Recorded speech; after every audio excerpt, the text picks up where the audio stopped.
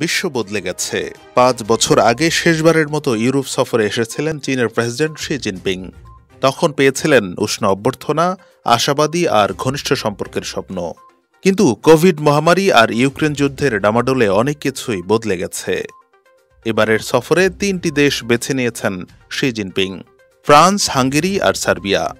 France ইউরোপীয় ইউনিয়নের একটি প্রধান শক্তি।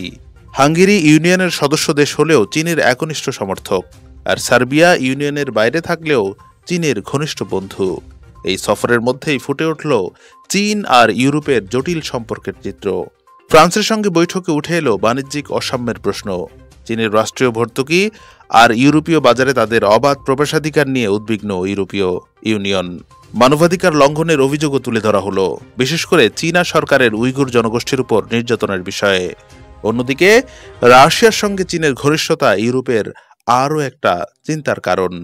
এছাড়াও ইউরোপীয় নেতারা মনে করেন চীন ইউরোপে নিজেদের মতো একক সরকার ব্যবস্থা প্রতিষ্ঠার চেষ্টা করছে। সফর শেষে আশাবাদ প্রকাশ করেছেন শি জিনপিং। তিনি মনে করেন এই সফর ইউরোপের সঙ্গে সম্পর্কের নতুন অধ্যায়ের সূচনা করবে।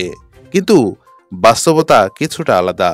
ফ্রান্স, হাঙ্গেরি আর সার্বিয়ার সঙ্গে হয়তো মধুর সম্পর্ক বজায় রাখা গেলেও ইউরোপীয় ইউনিয়নের সঙ্গে চীনের সম্পর্ক আরও জটিল হয়ে উঠতে পারে। ভবিষ্যতে কি অপেক্ষা করছে? ইউরোপ কি চীনের প্রলোভনে সরে যাবে, নাকি অর্থনৈতিক সহযোগিতা কমানোর মতো আরও কঠোর পথে হাঁটবে? এই প্রশ্নের উত্তরই নির্ধারণ করবে আগামী দিনে চীন আর ইউরোপের সম্পর্কের গতিপথ।